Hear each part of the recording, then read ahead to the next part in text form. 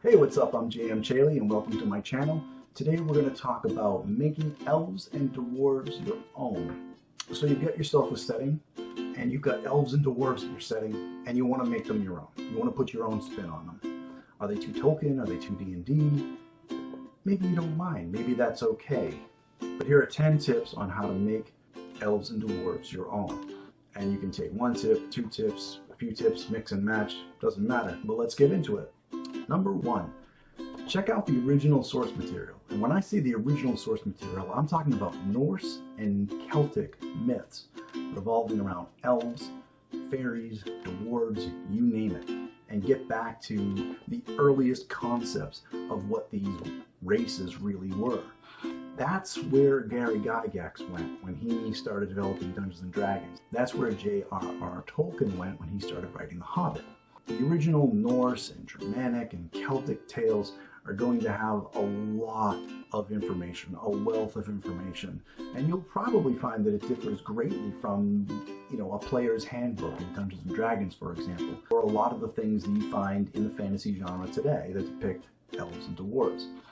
Dig into this stuff. Find something that maybe has been ignored for a long time or underused, and see if that fits in your world. Maybe that's a spin you can use. Number two, consider their lifespans. Often, elves and dwarves have long lifespans. That's usually how they're depicted. Maybe not in your world, but let's say that there are. Think about a human, for example, that may live to be 80, 90 years old.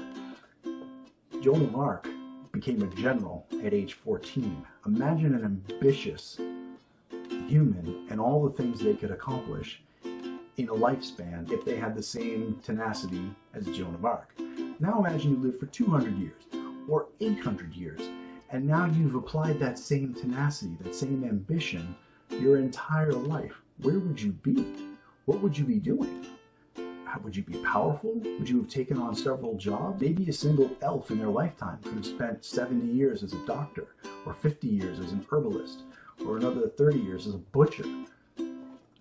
Who knows? And they may have another 200 years left to go and think to themselves, yeah, I'm going to join the army later on and be a Griffin Rider. Who knows? On the same token, I've also known humans that don't move out of their parents' basement until they're 30 years old and don't get a gainful job until probably sometime after that. So who knows, maybe this kind of lack of ambition can be shown in some of your elves and dwarves. Not as a whole society, maybe not, but maybe you've got, what's a lazy elf up to? Has he spent 200 years just drifting with no real aim? A lot of your society for elves and dwarves can be built by answering questions that have to do with their lifespans. How big do their families get? When do they move out of the house? When do they get married? How many jobs do they have in a lifespan? How long do they stay at a certain given job? Number three, do the elves and dwarves on your world have any innate magical abilities? Maybe they're naturally good wizards, but maybe they have abilities unto themselves. Maybe dwarves can shape stone or mill directly into stone. Maybe they can turn to stone. Maybe it has nothing to do with stone. Maybe it's metal. Maybe you drop the whole earth stereotype with dwarves altogether and they can do something else. What about your elves? Are they out in nature? Can they speak to plants? Can they speak to animals? Can they teleport through trees?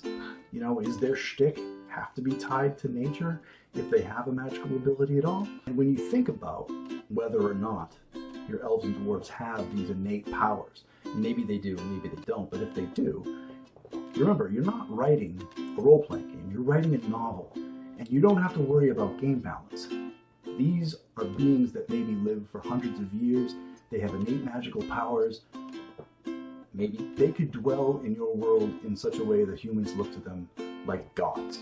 Number four, consider the mundane details. If your dwarves live underground, how do they see? Do they have infrared vision, low light vision, or some other kind of vision that lets them see in the dark? Or do they need a light source? Maybe they have magical lanterns, or they need torches, or who knows what. What about elves? Do elves live in the forest? And if so, are they as in touch or as in balance with nature as most people think elves are?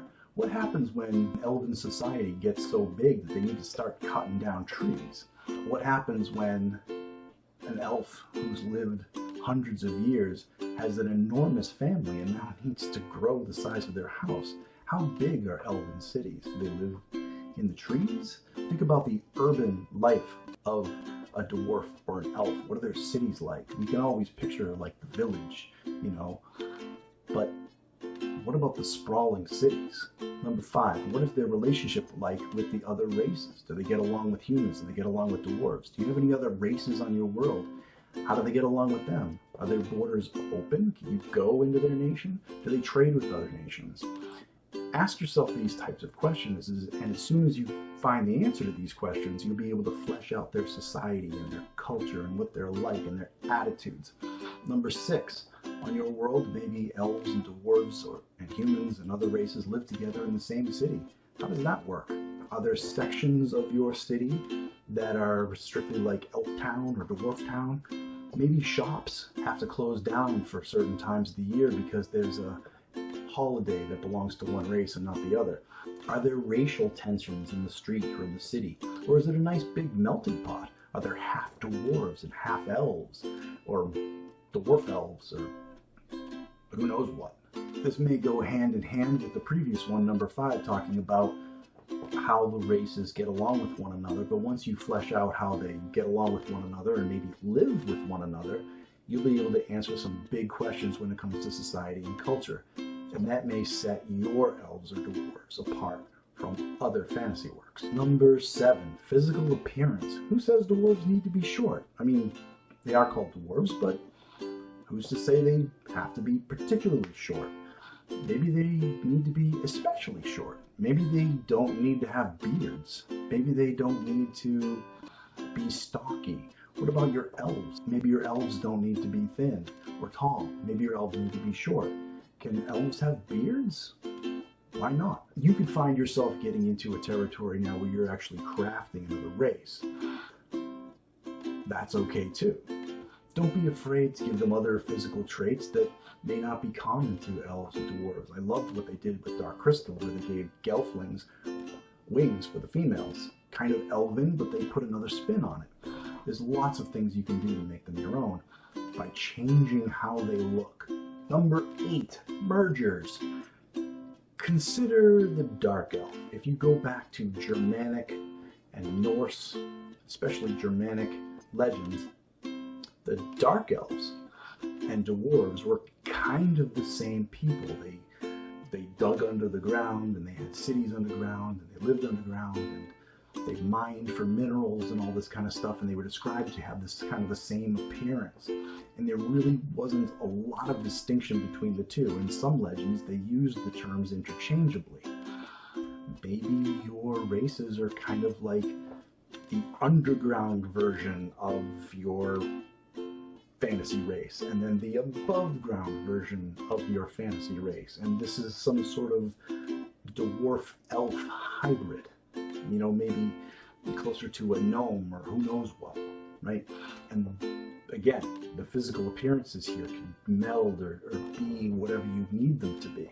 But these two races were always kind of joined at the hip from the original tales from Norse and Germanic and Celtic cultures.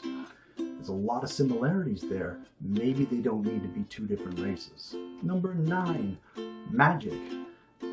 Are there elven or dwarven wizards? Now this kind of goes back to, do they have innate magical powers? And it kind of goes back to their lifespan. When you start asking questions like, what can a 900-year-old elven wizard do? Think about a human mage that can maybe swish his wand around and move a boulder. Now imagine you've been practicing that spell for hundreds of years, and what, you can move a mountain? Now again, you're writing a novel, not a player's handbook. You don't have to worry about game balance between the different races.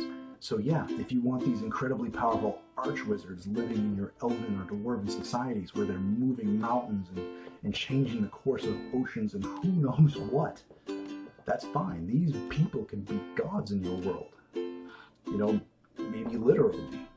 But think about that when you introduce a magic system that can be learned.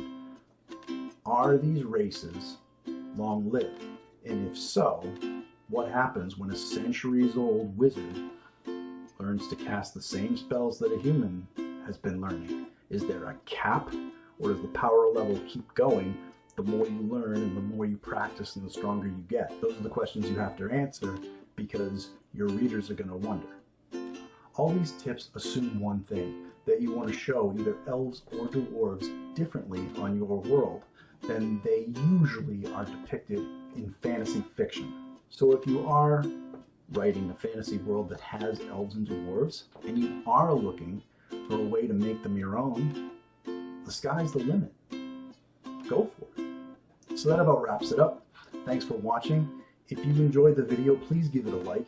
Also, I'd love to hear from you if you have any ideas of maybe how you've made elves or dwarves your own. Leave it in the comments. Let me know. I'd love to hear from you. I plan on posting more videos like these in the future, so please give a subscribe and ring that bell so you'll be alerted when I do post new videos. Thanks for watching.